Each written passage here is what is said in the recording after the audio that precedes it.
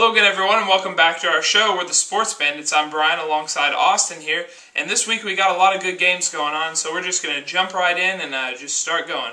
Our first game we're going to talk about is LSU traveling to Florida this week. Austin, how do you think LSU can win this game?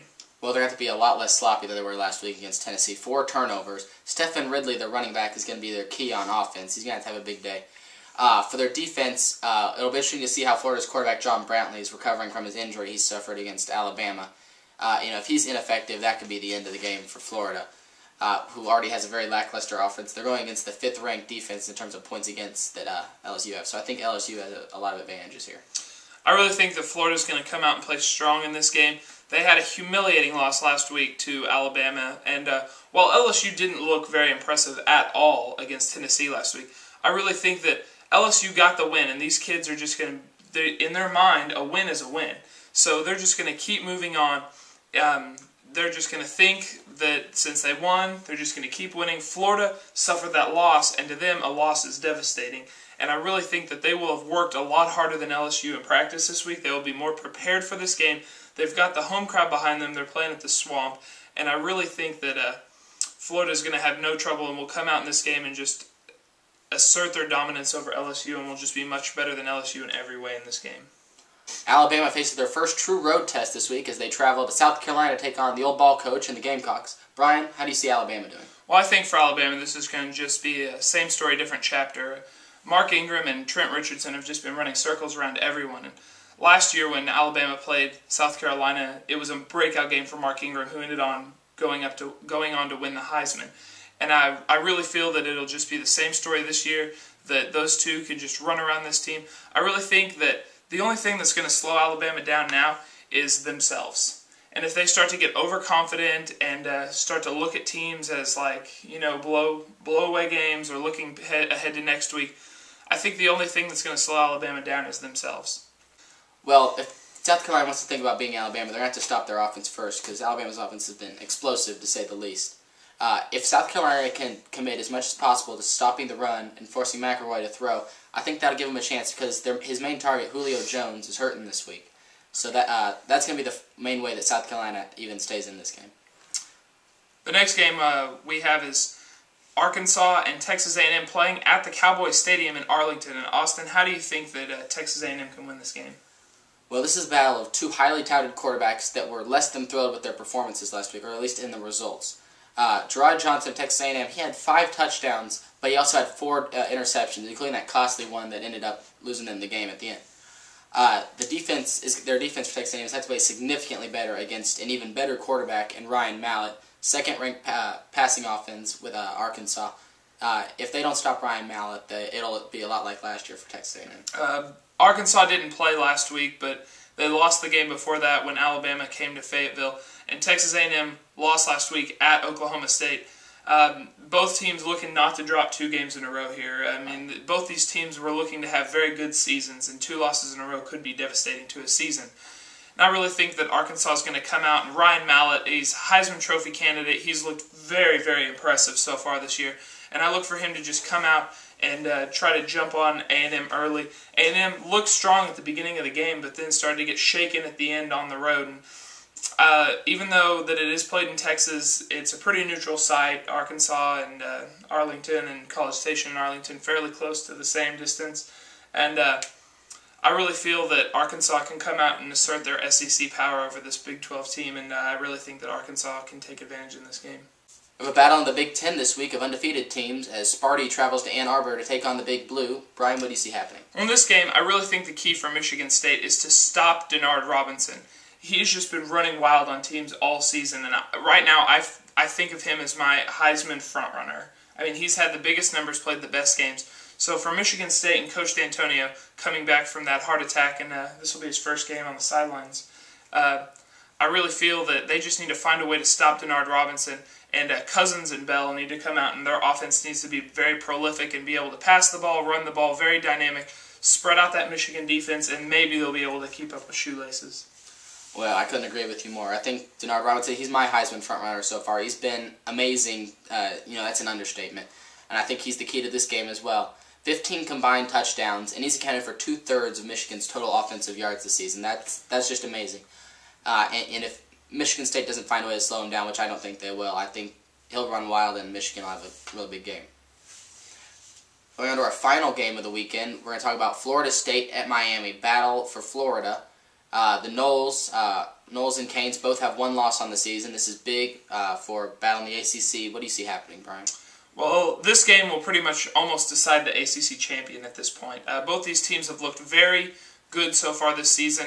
Miami taking their loss to now number 2 Ohio State, and Florida State taking their loss to number 6 Oklahoma. So both these teams' losses were definitely to high-caliber teams. So I really look for this to be a very great game.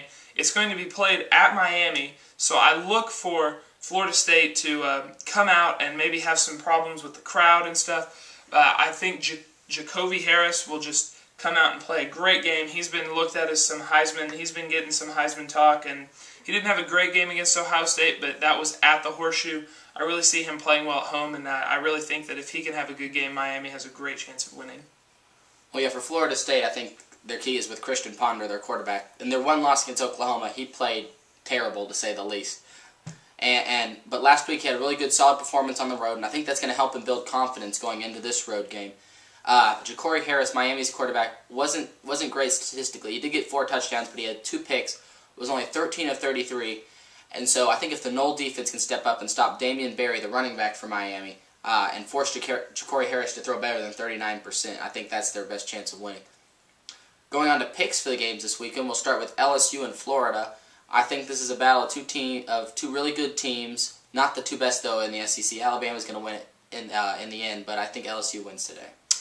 In this game, I really look for Florida to come off that loss last week and just to have really been embarrassed by the way they played and come out and play a lot stronger. And I look for them at home to really put away LSU very easily. Next game, Bama at South Carolina. Austin, who do you see winning this game? I think this is all technicality. I think Bama's going all the way to the SEC title game undefeated. Bama wins this one 30-17. Yeah, I look for Alabama to have no problem with Coach Spurrier's team, and really look for Bama to just kind of run away with this one. Next game, Arkansas and Texas A&M playing in the Cowboys Stadium. I really look for this game to be a very offensive game, a little bit of defense on both sides, but a lot of points scored in this game. But in the end, I think that Ryan Mallett's just a little too much for the Texas A&M defense, and Arkansas wins by a fairly decent margin. I think Ryan Mallett is an amazing quarterback. I think Texas A&M, they seem rattled after their loss against Oklahoma State. I think that Arkansas defense is going to find ways to force Johnson to have more turnovers, and I think they win at 45-31, Arkansas. Going to our battle in the Big Ten, Michigan State and Michigan. Brian? In this game, I really like Michigan State. They've been playing very well this year, but Denard Robinson, I think, just is going to be a little too much for Michigan State to try to stop. The Big Blue playing in the Big House, I just look for Michigan to kind of take this one and hide. Michigan's had a couple of scares the last couple of weeks, but Denard Robinson has been spectacular nonetheless, and I think he'll be spectacular again. I think they're going to put a little bit more space in between them and Michigan State near the end of the game, and they'll win at 35-24. Last game, the Florida State at Miami, I really look for Jacoby Harris to play very well in this game, and it may take a missed field goal by Florida State at the end, but I think that Miami will win this game. Really, a missed field goal for Florida State? That's just cruel. I think Florida State's going to win this game. I think they're going to win 24-20. I don't think Jacoby Harris is going to be that great. I think Christian Ponder is going to have an excellent game, and I think he's going to lead his team to a victory. This week we're going to do something special. We're going to go ahead and pick our winners for the 4 divisional series in the MLB playoffs. First, we'll start with the National League. We have the Phillies taking on Cincinnati, and I think the Phillies will end up taking this in 5. A lot of people see Philadelphia as the best team in this playoffs, and I think they're good, but I really like Cincinnati more than a lot of people, and I think Cincinnati will give them a run for their money, but I think Philly will be able to close it out at home in 5. Cincinnati's been playing very well against the Phillies all season long. They've had very close games. Phillies had to have a lot of walk-off hits to beat the Reds in all their series they've played this year. But right now I think the Phillies are one of the hottest teams in all of baseball, so I look for them to just really have no trouble, and I look for them to take it in 3 to 4 games. Going on, Atlanta and San Francisco. This is getting a series close to your heart, Brian, so what do you think? Well, in this game, the Giants have a lot of problems with starting rotation, and they didn't look that good last week at home against the Padres, trust me, I know. And I really look for the Braves to come in with emotional Bobby Cox's last season. They're minus Chipper Jones. their offense hasn't been quite as dynamic as people have thought it was, and there have been reports that if you can stop Brian McCann, you stop their offense. But I really think that Jason Hayward steps up in this game and adds a 1-2 punch in that lineup. And I look for Atlanta to take this one in 5. Well, I think this is probably going to be the most competitive of any of the series. I think the key for the San Francisco Giants is going to be Tim Lincecum. He's had these stretches this season where he's pitched terribly, but then he's also had times where he's pitched like the 2-time Cy Young winner that he is. If he pitches like that, I think the Giants will win. If he doesn't, I think that Atlanta will win, but I think he will. I think the Giants take it in 5. Going over to the American League, Minnesota and the New York Yankees. Brian? Well, the Yankees haven't won a series as a wild card in quite a while, but it's the postseason. It's the New York Yankees. I look for them to be very strong. The big key right here is CC Sabathia and how he's going to pitch. He's going to pitch Game 1 and then Game 4 on 3 days rest if necessary. I think it will be necessary. I don't think that the other 2 starters will be able to put away the Twins. But in the end, I think CC gets the job done in the 2 games he pitches, and the Yankees find a way to win another one. The Yankees take it in 5. Well, I think Minnesota's a really good home team. I mean, as a Rangers fan, I've seen that we haven't been able to win in Minnesota this year, so I know that the ballpark plays to their team's abilities. They're a great defensive team. It's difficult to hit a home run there. And I think Minnesota will find a way to take it in 4 because New York, after Sabathia, has a lot of pitching problems. And so if Liriano can pitch well and steal a game from Sabathia, that's the end of it. The last series, one that's obviously close to Austin, as he is supporting all of his Rangers gear today. The Rangers against the Rays. The Rays have the home field advantage. They start off Game 1 here in just a couple hours. Austin, how do you think that this series is going to go? There's more gear in my closet if you want to get okay. it. I could. But this is a really interesting series to me. The Rays did win the season series 4-2. The Rangers have been slumping towards the end of the season, but that's not always the way a team finishes the season is not always an indicator of how they'll perform in the playoffs. I think the Rangers have a potent offense. I think with Josh Hamilton back, if he comes back and plays like the MVP candidate that he is, and Vladimir Guerrero brings the power that he's had for a lot of the season, I think the Rangers will be able to dominate the series. I love their Game 2 matchup with Shields against C.J. Wilson. C.J. Wilson is an amazing pitcher that doesn't get the recognition he deserves because Cliff Lee is in the rotation. I think he'll be able to win that game. I think the Rangers will be able to steal that game down in Tampa, come back home and win 2, and take it in 4. I think the crowd noise in Tampa is going to really affect the Rangers in this series. I think that the Rangers will have no problem playing in Tampa with the lack of crowd that has been supporting their team lately. I look for the Rangers to win one of the 2 games down in Tampa and then come home and win one of the 2 games there. I look for Tampa to kind of make a resurge and maybe take one for the Rangers at home.